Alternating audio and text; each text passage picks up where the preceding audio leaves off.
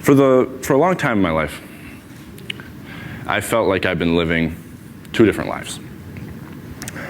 There's the life that everyone sees, and then there's the life that only I see. And in the life that everyone sees, who I am is a friend, a son, a brother, a stand-up comedian, and a teenager. That's the life everyone sees. If you were asked my friends and family to describe me, that's what they would tell you. And that's a huge part of me. That is who I am. And if you're asked me to describe myself, I'd probably say some of those same things. And I wouldn't be lying, but I wouldn't totally be telling you the truth either. Because the truth is, that's just the life everyone else sees. In the life that only I see, who I am, who I really am, is someone who struggles intensely with depression. I have for the last 6 years of my life, and I continue to every day. Now, for someone who has never experienced depression or doesn't really know what that means, that might surprise them to hear, because there's a pretty popular misconception that depression is just being sad when something in your life goes wrong. When you break up with your girlfriend, when you lose a loved one, when you don't get the job you wanted. But that's sadness. That's a natural thing. That's a natural human emotion. Real depression isn't being sad when something in your life goes wrong. Real depression is being sad when everything in your life is going right. That's real depression, and that's what I suffer from. And to be totally honest, that's hard for me to stand up here and say. It's hard for me to talk about. And it seems to be hard for everyone to talk about it, so much so that no one's talking about it. And no one's talking about depression, but we need to be, because right now it's a massive problem. It's a massive problem. But we don't see it on social media, right? We don't see it on Facebook. We don't see it on Twitter. We don't see it on the news, because it's not happy, it's not fun, it's not light. And so because we don't see it, we don't see the severity of it. But the severity of it, the seriousness of it is this. Every 30 seconds, somewhere, someone in the world takes their own life because of depression. And it might be 2 blocks away, it might be 2 countries away, it might be 2 continents away, but it's happening, and it's happening every single day. And we have a tendency as a society to look at that and go, so what? So what? We look at that and we go, that's your problem, that's their problem. We say we're sad and we say we're sorry, but we also say, so what? Well, 2 years ago was my problem. Because I sat on the edge of my bed, where I'd sat a million times before, and I was suicidal. I was suicidal. And if you were to look at my life on the surface, you wouldn't see a kid who was suicidal. You'd see a kid who was the captain of his basketball team, the drama and theater student of the year, the English student of the year, someone who was consistently on the honor roll and consistently at every party. So you would say I wasn't depressed, you would say I wasn't suicidal, but you'd be wrong. You'd be wrong. So I sat there that night beside a bottle of pills with a pen and paper in my hand, and I thought about taking my own life, and I came this close to doing it. I came this close to doing it. And I didn't. So that makes me one of the lucky ones, one of the people who gets to step out on the ledge and look down but not jump. One of the lucky ones who survives. Well, I survived, and that just leaves me with my story, and my story is this. In 4 simple words, I suffer from depression. I suffer from depression. And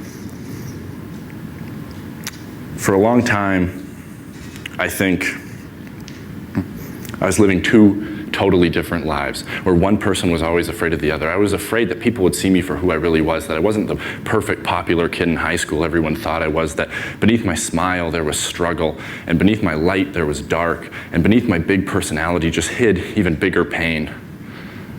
See, some people might fear girls not liking them back, some people might fear sharks, some people might fear death, but for me, for a large part of my life, I feared myself. I feared my truth, I feared my honesty, I feared my vulnerability, and that fear made me feel like I was forced into a corner. Where I was forced into a corner and there was only one way out. And so I thought about that way every single day. I thought about it every single day, and if I'm being totally honest standing here, I've thought about it again since, because that's the sickness. That's the struggle, that's depression, and depression isn't chicken pox. You don't beat it once and it's gone forever. It's something you live with. It's something you live in. It's the roommate you can't kick out. It's the voice you can't ignore. It's the feelings you can't seem to escape. And the scariest part is that after a while, you become numb to it. It becomes normal for you. And what you really fear the most isn't the suffering inside of you. It's the stigma inside of others. It's the shame. It's the embarrassment. It's the disapproving look on a friend's face. It's the whispers in the hallway that you're weak. It's the comments that you're crazy. That's what keeps you from getting help. That's what makes you hold it in and hide it. It's the stigma. So you hold it in and you hide it, and you hold it in and you hide it. And even though it's keeping you in bed every day and it's making your life feel empty no matter how much you try and fill it, you hide it because the stigma in our society around depression is very real. It's very real. And if you think that it isn't, ask yourself this. Would you rather make your next Facebook status say you're having a tough time getting out of bed because you hurt your back? Or you're having a tough time getting out of bed every morning because you're depressed? That's the stigma. Because unfortunately, we live in a world where if you break your arm, everyone runs over to sign your cast.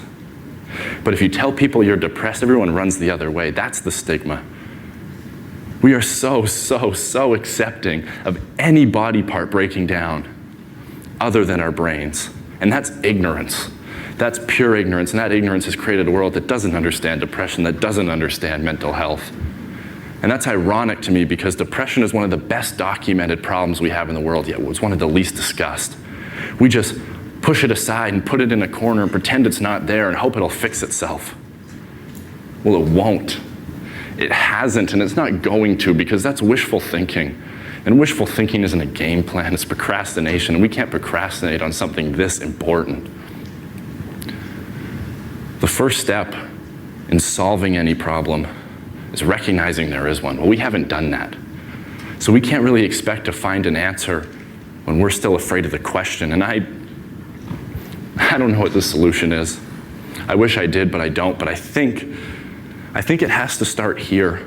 It has to start with me. It has to start with you. It has to start with the people who are suffering, the ones who are hidden in the shadows. We need to speak up and shatter the silence. We need to be the ones who are brave for what we believe in, because if there's one thing that I've come to realize, if there's one thing that I see as the biggest problem, it's not in building a world where we eliminate the ignorance of others. It's in building a world where we teach the acceptance of ourselves.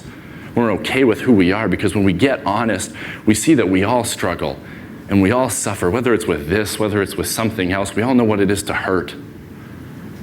We all know what it is to have pain in our heart, and we all know how important it is to heal. But right now, depression is society's deep cut that we're content to put a Band-Aid over and pretend it's not there. Well, it is there. It is there, and you know what? It's okay. Depression is okay. If you're going through it, know that you're okay, and know that you're sick. You're not weak, and it's an issue, not an identity, because when you get past the fear and the ridicule and the judgment and the stigma of others, you can see depression for what it really is. And that's just a part of life. Just a part of life. And as much as I hate some of the places, some of the parts of my life depression has dragged me down to, in a lot of ways I'm grateful for it. Because yeah, it's put me in the valleys, but only to show me there's peaks. And yeah, it's dragged me through the dark, but only to remind me there is light.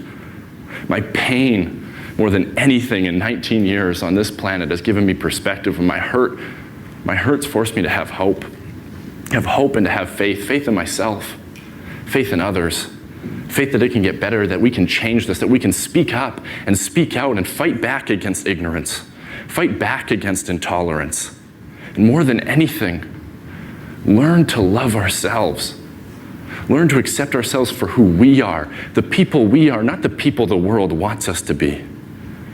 Because the world I believe in is one where embracing your light doesn't mean ignoring your dark. The world I believe in is one where we're measured by our ability to overcome adversities, not avoid them. The world I believe in is one where I can look someone in the eye and say, I'm going through hell. And they can look back at me and go, me too, and that's okay. And it's okay, because depression is okay. We're people.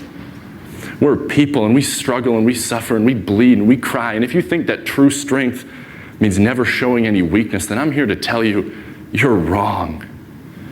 You're wrong because it's the opposite.